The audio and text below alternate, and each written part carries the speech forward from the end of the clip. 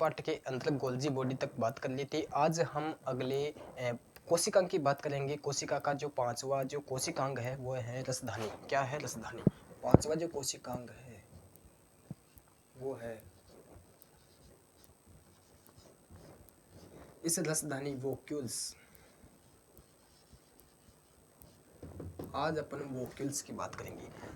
कोशिका का यह जो रसधानी कोशिकांग है, इसका जो एक इम्पोर्टेंट काम होता है वो होता है जल संग्रह का काम करता है। किसका काम करता है? जल संग्रह का काम करता है।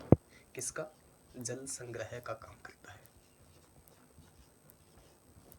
ये जल संग्रह का काम करता है। कोशिका के अंदर, हमारे शरीर के अंदर 60 से 65% जो जल पाया जाता है वह इन कोशिका में रसधानी के अंदर ही पाया जाता है। किसमें पाया जाता है सर?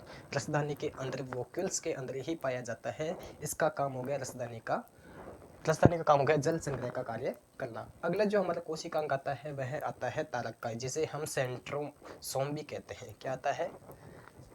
अगला जो कोशिकांग है छठवां वो होता है तारकाई।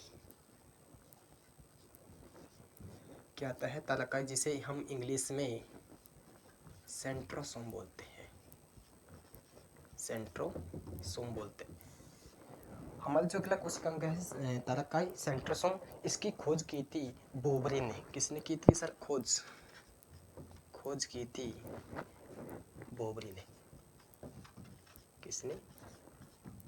बोबरे ने इसकी खोज की थी। सर इसका जो काम होता है वह क्या होता है? इसका काम होता है कोशिका विभाजन करना, कोशिका का पुनर्निर्माण करना। ये किसका काम होता है? सेंट्रोसोम तारकाई का काम होता है कोशिका का विभाजन करना, उसका पुनर्निर्माण करना।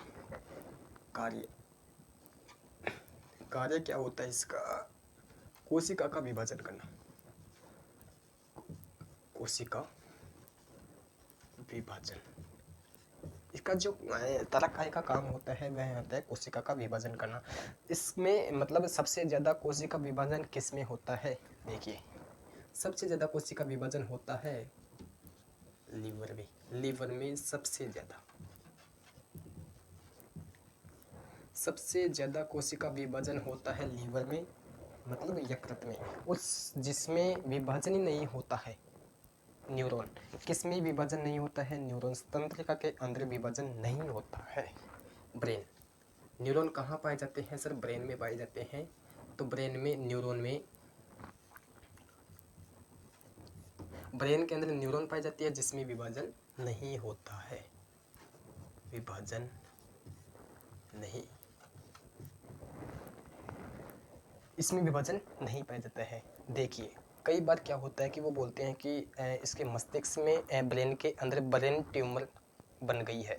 तो सर वो उसमें मतलब इसमें विभाजन ही नहीं होता है। तो ट्यूमर का मतलब क्या होता है? गांठ। गांठ कैसे बनती है? जब कोशिकाओं में अनकंट्रोल विभाजन हो जाता है तब गांठ का निर्माण होता है। लेकिन ऐसा क्यों होता है? क्योंकि ब्रेन के अंदर तो न्यूरॉन पाई जाती है, इसमें कोशिका विभाजन नहीं होता है। लेकिन ट्यूमर का निर्माण कैसे हो गया है? देखिए, हमारे मस्तिष्क के अंदर 90% न्यूरॉन पाए जाते हैं। कितने परसेंट? 90% न्यूरॉन पाए जाते हैं, जबकि 10% गीलियल सेल पाई जाती है। इससे 10% गीलियल सेल में ही तारकाई उपस्थित होता है। इस 10% गीलियल सेल में ही तारकाई उपस्थित होता है, जो विभाजन अनकंट्रोल होता है। इस तारकाई में जो विभाजन जब अनकंट्रोल हो जाता है तो ब्रेन ट्यूमर का निर्माण हो जाता है। इसलिए ही ब्रेन ट्यूमर का निर्माण होता है। कितने प्रतिशत न्यूरॉन पाए जाते हैं ब्रेन के अंदर? 90% न्यूरॉन पाए जाते हैं, जबकि 10% गिलियल सेल पाई जाती है। इस 10% गिलियल सेल के अंदर ही सेंट्रोसोम तारकाई पाए जाते हैं, जिससे किसका निर्माण होता है? ट्यूमर का निर्माण होता है ब्रेन के अंदर। ब्रेन में 90% न्यूरॉन, जबकि 10% गीलियल सेल।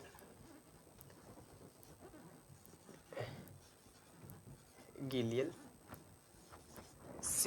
सेल पाई जाती है। इस गीलियल सेल के कारण ही ब्रेन ट्यूमर का निर्माण होता है। अगला हमारा कोशिकांग आता है अंतःप्रदवी जालिका। क्या आता है? अंतःप्रदवी जालिका। हमारा जो अगला कोशिकांग है वो आता है अंतःप्रदवी जालिका, जिसे इंग्लिश में कहते हैं एंडोप्लाज्मिक रेटिकुलम, जिसे अंग्रेजी में कहते हैं एंडोप्लाज्मिक रेटिकुलम। इसे हम शॉर्टकट में कह सकते हैं ER।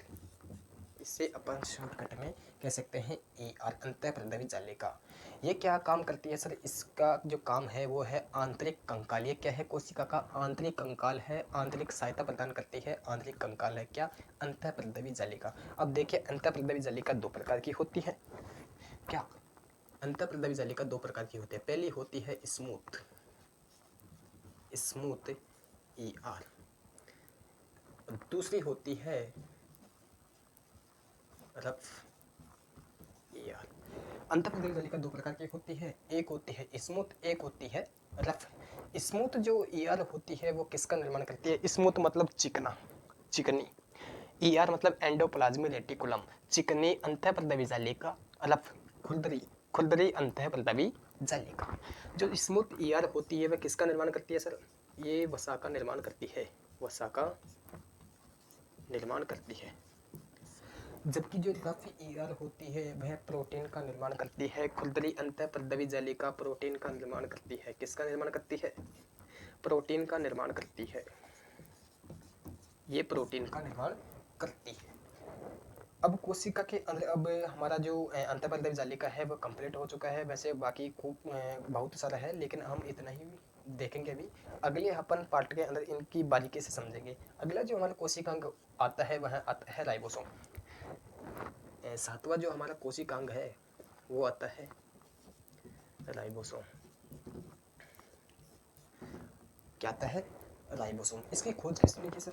इसकी खोज की थी पेलेडे ने। पेलेडे, इसकी खोज की थी पेलेडे ने। इसका निर्माण क्या होता है? इसका जो कार्य होता है वो क्या है? किसका होता है?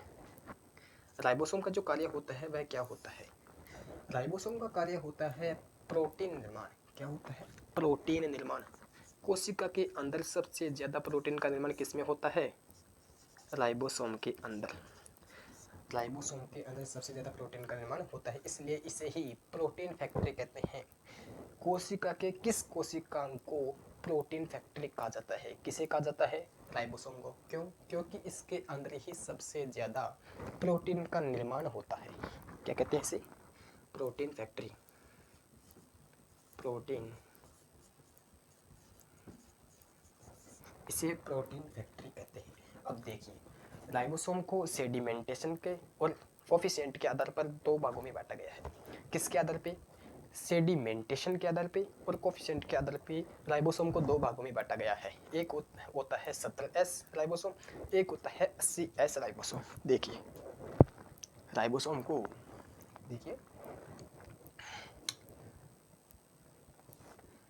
राइबोसोम को दो भागों में बांटा गया है, एक तो सेडिमेंटेशन के आधार पर, एक होता है कोफिशिएंट के आधार पर। अब देखिए, सेडिमेंटेशन और दूसरा होते हैं कोफिशिएंट। कोफिशिएंट के आधार पर इसमें दो भागों में बांटा गया है। एक होता है 70S, एक होता है 80S। जो 70S जो होता है राइबोसोम, ये किसमें पाया जाता है? प्रोकैरियोटिक। प्रोकैरियोटिक। और ये कैसा होता है सर? छोटा होता है। ये सेडिमेंटेशन और कोफिशिएंट के आधार पर है। इसमें दो पाए जाते हैं, दो राइबोसोम, एक 70S और एक 80S पाए जाते हैं। 70S जो राइबोसोम है वह प्रोकैरियोटिक के अंदर पाया जाता है और छोटा पाया जाता है। जो 80S राइबोसोम है वो यूकैरियोटिक के अंदर पाया जाता है। यूकैरियोटिक के अंदर पाया जाता है। और यह कैसा होता है सर? यह बड़ा होता है। यह कैसा होता है? यह बड़ा होता है।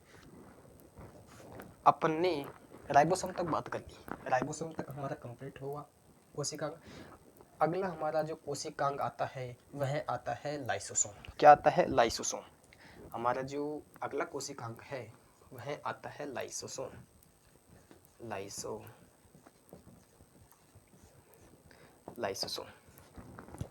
लाइसोसोम आता है। अब देखिए, लाइसोसोम की खोज किसने की? वो की थी डी डुबे ने। किसने की थी? डी डुबे। डी डुबे ने इसकी खोज की थी। ये क्या करता है सर? ये जल अपघटक एंजाइम होते हैं किसमें? लाइसोसोम में। हाइड्रोलाइक एंजाइम, जल अपघटक एंजाइम होते हैं किसमें? लाइसोसोम में। सर ये क्या काम करते हैं? यह कोशिकीय पाचन करते हैं। कोशिकीय पाचन करने वाले एंजाइम कौन से होते हैं? हेटेरोफेजी होते हैं लाइसोसोम के अंदर जल अपघटक एंजाइम जो कोशिका का पाचन करते हैं। ये आत्मघाती थैली होती है। क्यों? कैसे? जैसे देखिए, जैसे मान लीजिए कोई भी कोशिका का कोशिकांग काम नहीं कर रहा है, कोशिका का कोशिकांग काम नहीं कर रहा है तो उसको बुलाता है, क्यों भाई तू काम क्यों नहीं कर रहा? बोले मेरी मन की मर्जी है, मैं नहीं करूँगा, चल इधर आ। उसको पकड़ के उसमें पाचक एंजाइम डाल देता है, जल अपघटक एंजाइम डाल देता है, जिससे वो एंजाइम क्या करते हैं? उस कोशिका के अंदर पिघल करके, कोशिका के अंदर फैल करके उस कोशिका को पिघला करके क्या कर देते हैं? उसको समाप्त कर देते हैं। किसको? कोशिका को। जिस कोशिका में वह एंजाइम उपस्थित था, जिस कोशिका में लाइसोसोम उपस्थित था, उसी कोशिका का पाचन कर देते हैं। इसलिए इसे आत्मघाती थैली भी कहते हैं। भाई जो भी काम नहीं कर रहे, सारे कोशिकांग बोल रहे हैं अपन काम नहीं करेंगे भाई, इंकलाब जिंदाबाद, सभी बोल रहे हैं कि यहाँ माइटोकॉन्ड्रिया भी बोल रहा है, लाइसोसोम भी बोल रहा है, तारकाई भी बोल रहा है, तसदान भी बोल रहा है, गोल्जी काई भी बोल रहा है कि हम सब काम नहीं करेंगे, इंकलाब जिंदाबाद। तब लाइसोसोम बोल रहा है कि सभी काम नहीं करियो। तब क्या करता है? लाइसोसोम खुद को फाड़ देता है, खुद की थैली को फाड़ देता है और उसमें से पाचक एंजाइम जो रस होता है, पाचक एंजाइम वह बेकर जाता है और सारी कोशिका के अंदर पाचक एंजाइम फैल जाने के कारण जो जितनी भी कोशिकाएं कोशिकांग होती हैं, जिस कोशिका में लाइसोसोम उपस्थित था वह सभी कोशिकाओं को पिघला करके रख देता है, सबको नष्ट कर देता है। इसलिए इसे कोशिका का एटम बम भी कहा जाता है, इसे आत्मघाती थैली भी कहा जाता है और एटम बम भी कहा जाता है। क्यों? क्योंकि लाइसोसोम क्या करता है भाई, सॉरी, आरबीसी के अंदर लाइसोसोम उपस्थित नहीं होता है, आरबीसी के अंदर लाइसोसोम उपस्थित नहीं होता है। और आरबीसी का जो जीवन काल कितना होता है? 120 दिन का होता है। तो सर आरबीसी का 120 दिन का जो जीवन काल होता है उसके बाद आरबीसी मर जाती है। तो मर जाती है तो इसको साफ कौन करता है? लाइसोसोम सफाई का काम भी करता है भाई। कोशिका जैसे नष्ट हुई उसको पाचक एंजाइम डाल के उसको नष्ट कर देता है। तो आरबीसी का 120 दिन का होता है और उसमें लाइसोसोम नहीं पाया जाता, तो उसकी सफाई कौन करता है? देखिए, जैसे ही कोशिका नष्ट हुई आरबीसी की, वह किस में जाती है? स्प्लीन में, प्लीहा में जाती है, जिसे हम तिल्ली भी बोलते हैं। उस प्लीहा में जाती है और प्लीहा के अंदर जाकर के इकट्ठा हो जाती है। इसलिए इसे प्लीहा को क्या कहा जाता है? आरबीसी का कब्रिस्तान भी कहा जाता है। इसलिए लाइसोसोम एक आत्मघाती थैली है, कोशिका का परमाणु बम है